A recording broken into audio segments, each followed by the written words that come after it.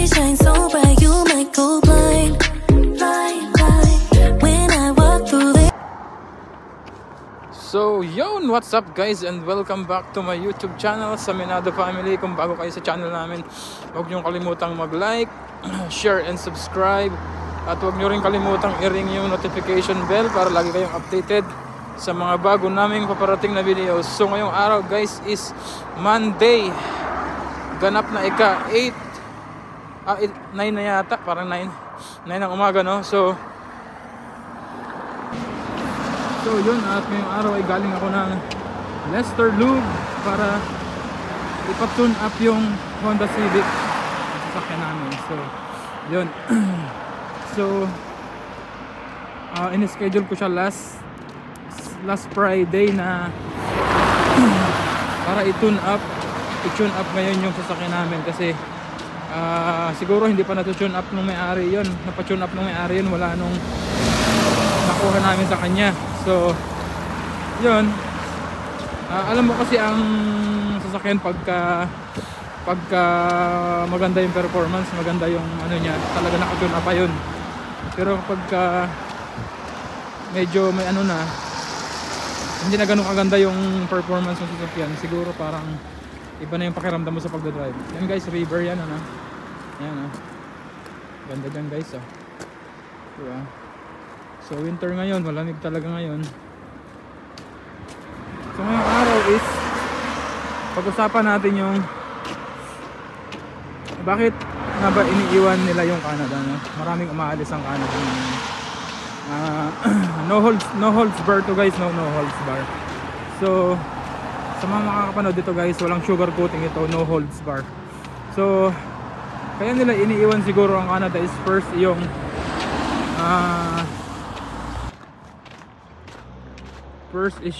mga profession nila sa Pilipinas na hindi nila nadadala dito. When you say profession, kapag doktor sila sa Pilipinas, yun, nurse, engineer, hindi nila agad-agad makukuha dito yung mga profession na gusto nila. So saan dyan na guys, medyo maingay yung sasakyan ngayon, no? Maingay kasi, yan, kasi naglalakad lang ako pa uwi. So yun, balik tayo sa topic, no? Mga profession nila sa Pilipinas is hindi agad nila nakukuha. Naka-culture shock sila pagdating dito. Tapos syempre pagdating mo dito, halimbawa spousal visa kayo, kaya yung ganyan, yung landed as permanent residence kagaya namin. Kumbaga hindi mo na maiisip na maghanap agad ng ganung trabaho kasi pagdating mo pa lang dito, bills agad, nag-iisip ka agad ng bills yung babayaran nyo. So yun, maghanap ka agad ng trabaho, hindi mo agad siya makukuha. Laki na lang din yung ibang tao na nakukuha agad nila yung mga profession nila sa Pilipinas pagpunta nila dito, which is swerte sila kung ganun man yung ano nila, no?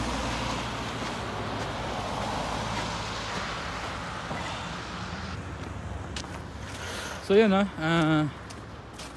naka-culture shock sila pagdating dito, na akala nila pagdating ng Canada is heavy na kagad yung buhay, ano? Yan, akala nila heavy na kagad yung buhay pagdating ng Canada, which is mali yun, maling paniniwala yun, no?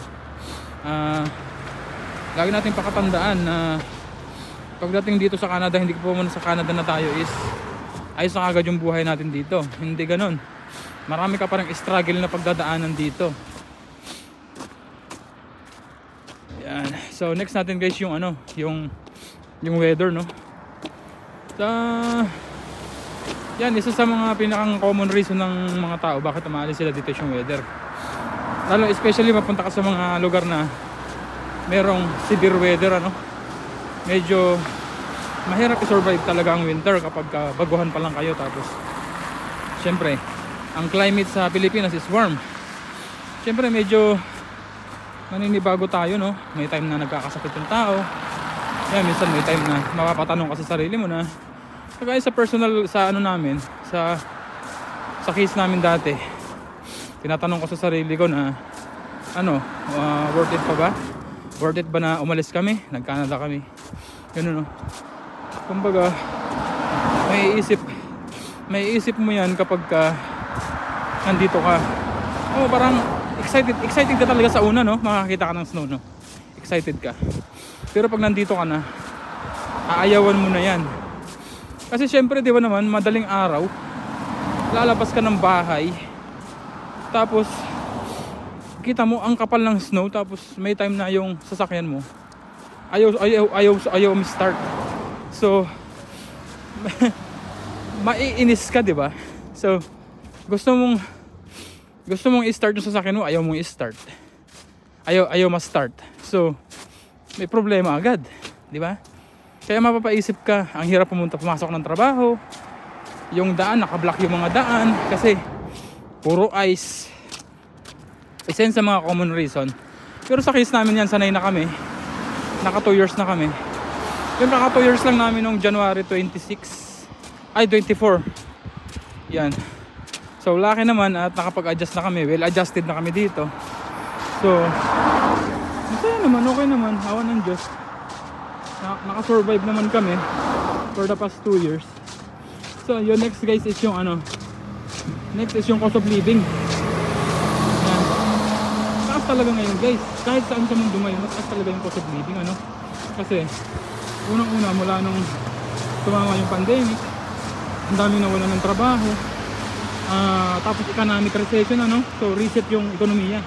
So medyo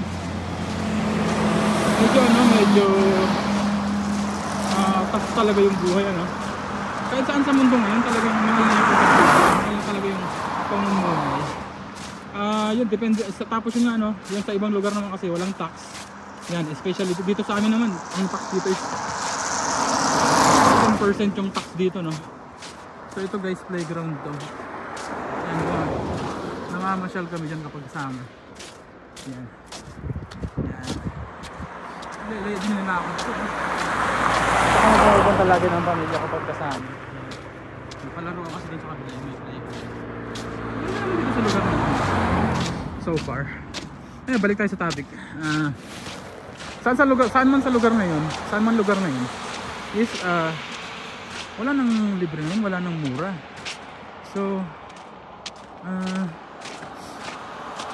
especially kapag dito kapag nasa city ka, yung cost of living medyo skyrocket talaga yun.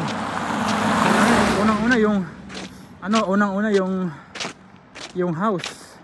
Yan, sa pinakamataas dito yan, especially sa mga urban areas, medyo mahal yung pamumuhay dyan. Tapos dito sa amin yung pagkain mahal yung pagkain, Ako guys, hindi ako nagrereklamo, kumbaga ang daming gusto makapunta ng Canada, pero payo ko lang guys is gawin natin, kumbaga mag-research muna tayo, bago pumunta ng Canada. Kasi unang-una, yung akala natin ang sarap na ng buhay dito, siyempre pagsisikapan mo yun, back to zero ka. Hindi ko muna sa Canada tayo is mayaman na tayo. Hindi ganun ang paniniwala, baguhin natin yung mga maging paniniwala. Wala pong pindutan dito. Walang pindutan dito. So walang pindutan. Hirap. Dito guys, may mga pindutan dito guys. Kasi mga pindutan dito. Ang lamig. Yun, research muna tayo bago tayo mag-apply ng Canada. Kasi akala nung iba, pag nakarating sila dito, paradise na yung Canada, which is mali yun. Tapos isa pa yung mga common reason ba tumalis yung tao dito is yung reality nga, reality version. Tapos may mga mga toxic pang kamag-anak na iniisip nila na, uy, si ano mayaman na yun kasi nasa Canada yun. Tapos yun, iniisip nila, uy, si ano mayaman na yun, nasa Canada yun. Yun ang akala nyo na mayaman na kami sa Canada. Hindi ganun. Taon pa rin ang bibilangin mo. Laki ka talaga pag nakakita ka ng magandang trabaho dito, no? Tapos samahan mo pa ng pagtitipid. Talagang makakaipon ka talaga. Makakaipon ka talaga. Yun, tapos dito, siyempre, unang-una, ang sinasahod mo dollar, no? Dollar yung sinasahod mo, tapos dollar din yung ginagastos mo. So 1:1 yun. Oh, tingnan mo ha, ano natin, i-analisa natin, no? So sumahod ka ng pagpalagay na 2,000, ganun, 2,000. 900 yung renta mo, grocery mo 400 to 600, family of 4, oh, di ba? So magkano na? 1,416. Wala pa insurance sa sasakyan mo dun, kulang pa yun. Tapos siyempre, ano pa yun, maintenance pa ng sasakyan, oh, di ba? Kaya doon sa mga nagsasabi na, oy, baka mga iniisip nila na ang ganda-ganda na ng buhay ko dito. Mali yun. Nakasasakyan lang kami, pero yung buhay namin ganun pa rin, normal pa rin, parang nasa Pilipinas lang. Kaya sa mga mangbabash sa akin dyan, lagi muna ninyong tingnan yung sides din, no? Hindi yung palaging yung buhay na maganda. Siyempre may bad sides at may good sides, no? Lagi nating isipin na Canada, when you're starting over in Canada, iisipin mo na yung kaliwat ka ng struggle sa umpisa. Ako personally, awan ng Diyos, no? Isang company pa lang yung napagtatrabahuan ko, which is kumbaga para sa akin na isang magandang ano yun, magandang start. Ayoko kasi din ng palipat-lipat ng kumpanya, no?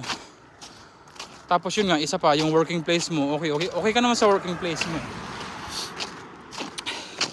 Yun, no? Kaya nasabi ko tong ano na to, itong vlog na to, kasi baka sinasabi ng iba na, uy, puro na lang good side yung sinasabi sa Canada, puro good side. Hindi. Maganda talaga dito kung sa maganda, no? Although yung mga medical, binabayaran din namin yon. Pero at least pag pumunta kami ng hospital, wala kami babayaran. Binabayaran namin siya ng tax.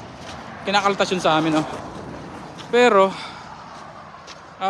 ramdam mo naman na yung tax na kinaltas sa'yo is may napuntahan naman.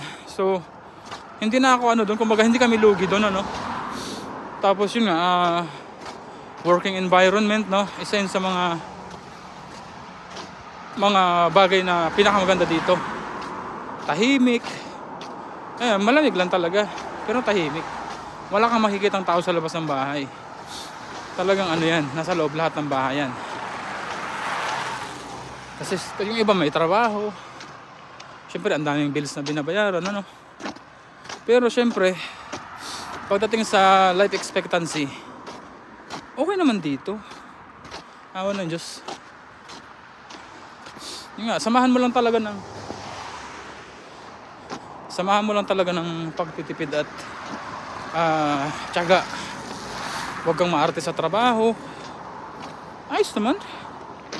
Nakasurvive nga ako ng 2 taon, eh. Oh, kayo pa. Kaya rin ninyo yan. Kaya wag lang kayong mawala ng pag-asa. Basta pagka magka-Canada kayo, iset na ninyo yung sarili ninyo. Wag na kayong mag-research muna kayo. Wag yung puro lang, uy, napanood ko si ganito, ang ganda daw ng Canada. Maganda talaga ako sa maganda. Ay, yung mga lang kasi sa umpisa, paulit-ulit na ako dito, eh. Struggle, yan talaga, struggle sa umpisa.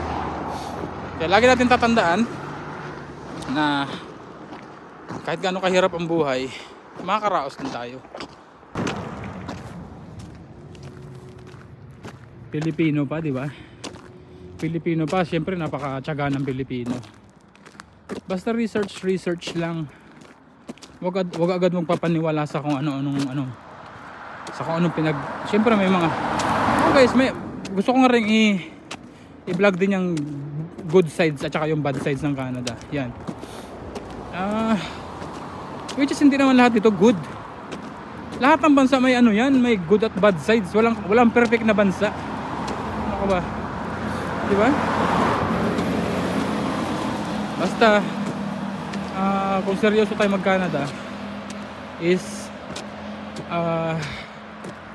i-prepare natin yung sarili natin. Kung mag-a-apply kayo as temporary foreign worker or yan permanent residence at wala yung skills dun sa hinahanap. Halimbawa, gusto niyo mag-manager kayo, ganyan. Gain kayo ng experience at the same time nag-iipon kayo papunta dito. Kasi pag Canada talaga, application talaga parang investment talaga yan. So kailangan pag-ipunan nyo. Mag-ipon kayo para one day kapag ready na kayo, yan, may pera kayong gagastusin. Hindi yung lahat uutangin nyo guys. Napakahirap nyo guys. Napakahirap kung lahat uutangin ninyo. Starting over talaga. As in back to zero lahat. Yung utang galing Pilipinas dala-dala nyo dito. Tapos dito credit card din dito. Puro credit card dito. So yun hanggang dito na lang siguro yung vlog ko. At kung bago kayo sa channel namin, huwag nyo kalimutang mag-like, share and subscribe. At huwag nyo rin kalimutang i-ring yung notification bell para lagi kayo updated sa mga bago na parating na videos. So see you for the next video guys, and peace.